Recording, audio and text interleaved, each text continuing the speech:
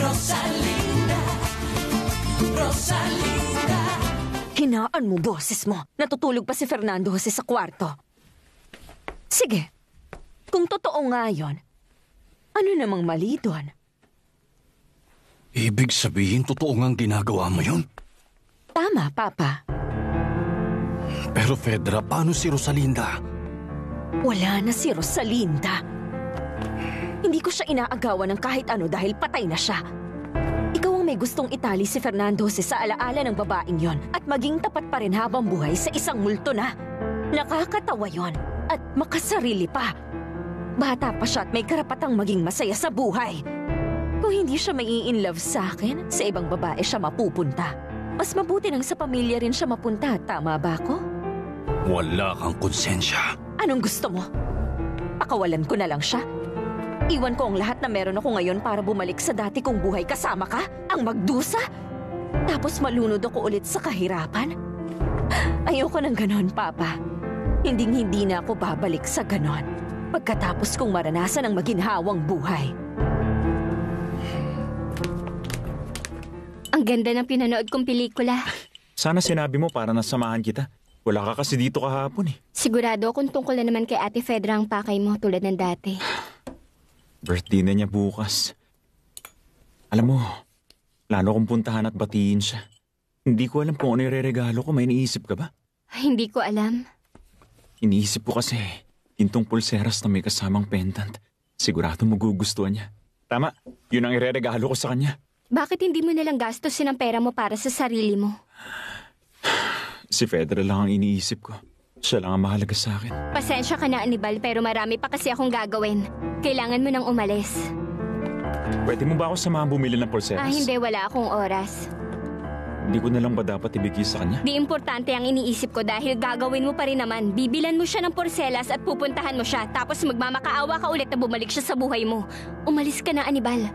Bilhan mo na lang ang kapatid ko at sana matuwa siya sa'yo. Hindi mo yan ginagawa dahil mahal mo siya, tama? Lalong hindi mo mahal yung bata. Dahil sarili mo lang talaga ang mahal. Mas mabuti nang huwag kayong makialam sa bagay na to. Ito ang pinakamalaking pagkakataon ko para makuha ko ang lahat ng gusto ko at hindi ako papayag na mawala yun sa akin ng dahil lang sa'yo o kanino man. Inaangkin mo ang anak ni Rosalinda at ang asawa ni Rosalinda. Wala ka na ba talagang konsensya? Hindi niya na sila pag-aari. Wala na si Rosalinda, namatay na siya dahil sa nangyaring sunog.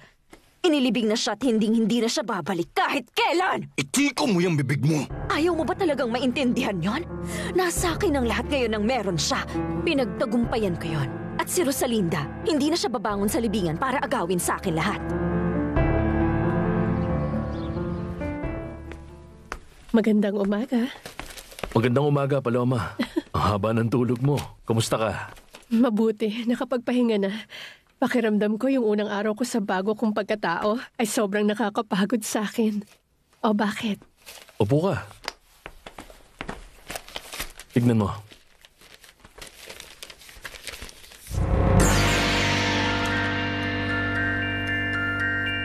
Alex, itong litrato nila.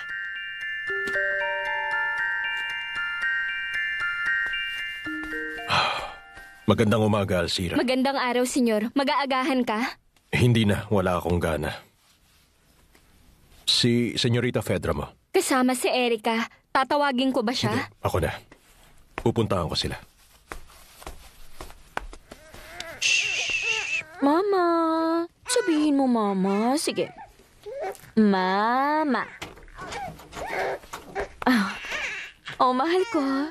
Nagising ka na rin sa wakas. Magandang umaga, Fedra. Magandang umaga din. Oh, baby.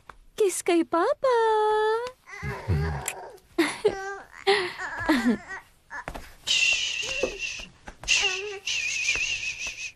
May sakit ka ba? Medyo masakit lang ang ulo ko. Sasakit talaga ang ulo mo. Ang dami nating nainom. Kailangan nating mag-usap. Kailangan nating mag-usap ng seryoso.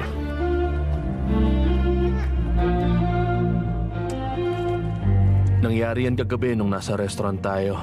Siya yung pianista. Hindi, yung kasama niya. Yung babae. Siya yung babaeng parating niyang kasama kahit saan. Anong meron sa kanya? Pero kilala ko yung babaeng to. Saan mo naman siya nakita?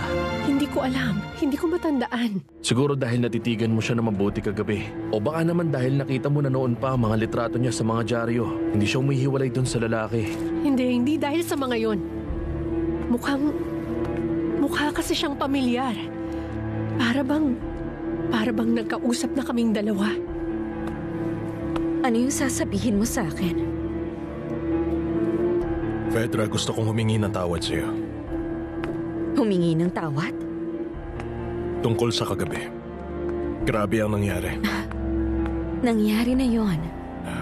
Nadala lang talaga ako sa sitwasyon. Sobrang nalasing tayong dalawa kagabi. Naging mahina ako. Hindi ako dapat nagpadala. Patawarin mo sana ako. Wala akong dapat patawarin sa'yo, Fernando Jose. Sobrang naging masaya ako. Akala ko mahal mo ko. Ayokong lokohin ka, Fedra. Sa tingin ko imposibleng magmahal ako ulit. Pero gusto mo ko. Ang lalaking humalik sa isang babae tulad ng paghalik mo sa akin, imposibleng walang nararamdaman. Maganda ka. Magandang maganda. Sobrang hirap na hindi madala sa tukso. Anong problema? Gusto kita. Malaki din ang pasasalamat ko sa'yo.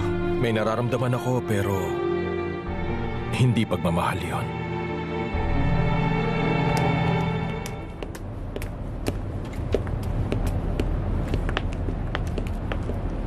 Umalis ka ulit? Oo, Soledad. Pinuntahan ko si Fedra. Sinabi mo ba sa kanya? Diretsahan kong tinanong sa kanya kung sinusubukan ba niyang paibigin si Fernando Jose. Siyempre, tinanggi niya yun. Hindi, Soledad. Hindi man lang siya nagtangkang itanggi. Sigurado kung makukuha ko rin ang pagmamahal mo. Kung bibigyan mo lang ako ng pagkakataon. Pero hindi pa rin nawawala si Anibal sa sitwasyon. Wala akong kahit anong relasyon kay Anibal. Mahal ka niya, Fedra. Pero hindi ko na mahal yon. Nakipaghiwalay na ako sa kanya bago ka pa umuwi galing abroad.